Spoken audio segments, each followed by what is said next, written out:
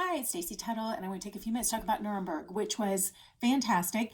It's a movie about the Nuremberg trials that happened post World War II. Super interesting. I've heard it's actually pretty accurate to, if you, I guess you can go on Netflix and actually watch the original, like the real trials. And this is done, there's so much historical footage, it would be hard for somebody to just fabricate this. So I think they did a really good job of staying pretty true. But also, I did not thought about this has been something I've known about my whole life. I've seen the pictures since I was little and videos and things of what happened in the concentration camps. But in the courtroom, when they show the videos, my friend was explaining, and I did not realize this, that they had heard, they didn't have the internet, right? They didn't have things like we do. So they had heard rumors of people who had, the soldiers had talked about things they had seen, whatever, but they had not publicly shown everyone a video of the atrocities until in that courtroom. So people had heard stuff was really bad. But there's a difference, and the movie really changes tide a little bit when everyone, because you're trying to understand, like, where's the humanity in this person and whatever, and then all of a sudden you see, like, and it's so easy to believe it's not that bad, and then when they see the video, you can't unsee it, and you see how horrific the atrocities were against humanity. And so anyways, it was kind of interesting to know that, like, that brought it felt really weighty, but it brought a different sense of gravity to some of what I was seeing, to really understand, like, this is their first time actually being exposed to the level of what happened. They still didn't really get it. So but before I get way on that, let's back up. There's so many things. I'm just going to say I thought this movie was absolutely worth every minute of my time. I will probably end up seeing it again. It was profound and it was powerful. It's about, I mean, it's about a really powerful topic, but I think it's really easy to watch things like this, or to think about the Holocaust and really think of it on like this global kind of world spectrum. And in fact, the question that we'll talk about a bit, but the main question of the movie is what made these men do what they did? And then they go on to say what made the Germans different than us, and can we make sure this never happens again? So that's kind of the driving discussion of the entire movie. But I think it's interesting because it's not, we look at this in this global scale. I think it's really important to recognize this isn't just a local global scale. The things that happen in this movie, we do in our own like micro relationships and personal interactions all the time. So as I watched this and I see things that happen that were wrong, see things that are right, see things that are just complicated, I saw myself in every bit of it. And I think we'll learn a lot more if we don't just go in thinking of it as a political, something happened in the past, but we actually really see ourselves in the motivations and in the dynamics of the things that happen. So that being said, let's just focus on this question that the movie asks. What made these men do what they did? What makes the Germans different than us? And can we make sure it never happens again? I want to say, first off, the second question, what makes the Germans different than us, is so fundamentally telling and flawed at the same time. Like the fact that you would ask that question and think the Germans are different than us. That's exactly how this happened in the first place, because the Germans thought they were different than the Jews. They didn't see that all of us are humans. We're all the same. We're all wired with the same ego and pride and need for love and need to defend ourselves, and like all of these things that motivate us, the woundedness, the joys, the things. If we all see that we are all humans and we are all the same ultimately, we wouldn't even ask that question. We would go, wow, how did they end up going down that road? Because but for the grace of God, there go I, right? But instead it's like, what made them do that? Because we would never. So how do we make sure they never do it again? But if we don't see ourselves in that, then we're likely to repeat it, right? So the question itself is so telling to me about what the real problem is that we see ourselves as better or different than other people. That's what Hitler was doing and the Nazis, but that's also what we do even in asking the question. So I thought that's kind of been an arresting thought for me. The answer that the movie comes up with ultimately, I think, is that we are the same, that humanity, we're not different, right? That's the movie's answer. In fact, you even have the psychologist in Nuremberg, Gehring, have such a connection, and they are so similar. He goes in thinking he's going to expose it, and he sees himself. Like there's such a connection between them. But even down the road, like he ends up dying the same way. His life follows some similar patterns. Like it's haunting actually how similar they are, which I think is again to the point of the question of the movie. But and that was all true. Like it wasn't artistic license, but I want to bring Jesus into the discussion because it's great to have that humility and understanding that we're the same. However, that's kind of depressing if we have no solution for that problem. But I love it because the Lord comes in. Well, first off, let me say that there is even a verse in Corinthians, 1st or 2nd Corinthians 10, but it talks about if you think you are standing firm, be careful that you don't fall. And that's been such a life check for me. It's so easy to think, oh, I wouldn't do that. And then I think the enemy is just always looking for that place where we're not guarded because we think we're better than that. And then he finds a way to trip us up. So the humility is such a good place to start in everything we do. But I just want to say that as believers, we don't just have to stop there. As believers, Jesus comes in and says, I want to make you a new creation. I will give you, and I would go to Ezekiel 36 on this, starting in 22 to the end. And he talks about I'm going to give you a new heart and a new soul. I will make you want to walk in my ways. I will make this, not only will I make you want to, but I'll empower you to do it. And so there's this promise that, because so many times I've been like, Lord, I know the right thing to do, and I don't even want to do it, and I just don't think I'm capable of it. And then I go back to that, and I'm like, but you can make me capable. You can actually make me want to. You can change my heart. You can change my mind. You can change my life. You've literally put your DNA in me. I have your blood. I am now adopted into your kingdom. I have a new identity. So I don't have to operate out of that old reality anymore. And there's such a grace and a freedom in that. And then not only does God say, you don't have to be that way. You don't have to be defined by that. You don't have to just, yes, but I am just like him, and I'm capable of anything but God. And God has made me different. So now I don't want those things anymore. Now I'm not struggling with that. So God comes in and changes that. And then he says, make it on earth as it is in heaven.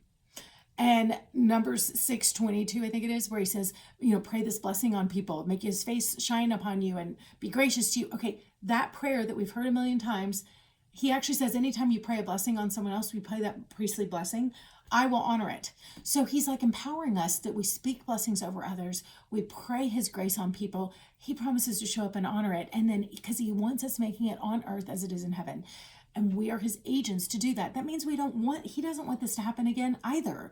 He wants us, but the change is that we are bringing his kingdom to earth. It's not just that we go, we're going to be better than that. We're not going to do it. No. It's the change is that the reason why we can say this doesn't have to happen on earth again is that we bring Jesus into the equation and we have new people. We walk in a new identity. So I just think this is so much bigger, and the movie did a great job of setting it up, but this gives us as believers an amazing opportunity to come in and go, actually, can I show you the rest of the equation? Can we take it one step further? Because the story's even better. Here, we don't have to try to not be like Gehring and then end up living just like him. You see this almost futility of as much as the psychologist thought he was different, he ends up being just like him. That seems really futile, but the story is so much better when we understand Jesus. So I want to bring that into the discussion. Secondly, let's see. Okay, so I want to talk about two other things. Identity. I love that they really explain why Russell Crowe, who plays Gehring, kind of goes into this whole thing about why did Germany follow after this? Who would follow this guy? Who would follow his beliefs about exterminating other people and being so much better and whatever? Why was that so captivating? And Gehring really explains, because after World War I, they were disciplined with shame. It wasn't discipline, it was just shame and punishment. And Germany had a lot of dignity. It was a proud nation, and they felt so humiliated that when somebody came along who appealed to their pride and said, you can be significant again, you can be a great nation again, we don't have to put up with this smallness anymore, we don't have to submit to them, in fact, we can just wipe out all these people because we're better than them.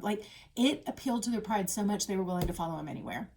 And I think that's a really interesting point that, and again, because I said this isn't just about nations, this is also about families and personal interactions, right? Teachers, things like that. Anytime power dynamics that we have, and even not just any relationship where we speak shame over someone else, there is a tendency for them to later want so badly to overcome that sense of shame, that they will do whatever it takes to hurt someone else, to shame someone else so that they feel stronger instead of feeling. So it's like, I felt under their hand. Now I want to get over them. I can make them feel that way. Now no one's going to make me feel this way again. So you just reverse the cycle. And Michael Shannon's character, who's kind of like the defense prosecuting attorney that wants to have this whole court, which I didn't realize what a big deal that was. Because again, that's been part of my lifetime. But it was the first time they'd ever done anything like this. And again, some of these things were super interesting to understand why it was such a big deal to even establish this in the first place. But he makes a big deal that we have to have this trial. And it's not, yes, the plan is that we're going to execute all of them as punishment. However, we can't just do it without a trial, because otherwise we make martyrs out of them. And then their cause is actually furthered because they feel more shame. And then that's another tool that people can use. So he recognized the history of how they got to this place. And he was like, we've got to do this different, or coming out of this war, there's going to be another, eventually they'll get strong. And next time they'll make sure nobody takes them out. Like next time they won't be stoppable. So he says, we've got to do it different. So instead of coming in with shame, he gives them a chance to be heard. He gives them a chance to explain their case. And then he presents the evidence. And so there is a court, and there is a place for everybody to have their say. And again, they bring in the visuals. So it was a huge shift, but I think that recognition that we have to parent and discipline this nation out of something other than shame, or we're going to have this problem again. So how do we do it out of truth and not just shame? So, which again brings up that the Lord never, you go to the prodigal son story, even in Ezekiel, when he's like, my people didn't do it right, but I'm still going to be loving. I'm still going to bless them. I'm still going to whatever. And he goes, it's not for your sake. Like, I know you've messed up, but come on, let me bless you anyways. There's such a sweetness to the Lord that he is not out to punish us. Not out to shame us. He's actually here to just welcome us back, which is why in the prodigal son story, he had done the shameful things. He had shamed himself. And the Lord, the Father in that story, welcomes him back and gives him another inheritance. He doesn't say, well, you're going to have to work for this one because I already gave you one inheritance and you blew it. No, he's like, let me give you another inheritance. I will restore you fully to inheritance and authority and all the things. That is the heart of our Father. Okay, so understanding the motivation, I think, is really huge, and it's actually has a lot to speak to us about our own lives and relationships. Two other things. Denial. When the stuff was coming up, Russell Crowe's character, Gehring, who's classic narcissist on so many ways, but I also think it's not just about narcissism or Germans or whatever, it's the human problem, right? That our immaturity, when they start showing the things that happened, he had been totally lying and just being like, I didn't know that was going on. It was a work camp. If the people around underneath me decided to kill people, I didn't know about it. They're already dead, so we can't do anything about it. But I mean, I just meant this is a work camp. This is, every nation does this, he's totally in denial. And then they show the atrocities of what really happened. And you see him just they had glasses and earmuffs for people because of the lights for the, anyways, point being, they had provided everybody with sensory kind of mitigation. And he puts it all on, just total denial. And they say that like narcissists, which is just really a wounded emotional insecurity, right? But they often, when confronted with things that are truth, they either confabulate, which means they just make up something else. So he was totally making up a different version because he didn't want to admit the truth.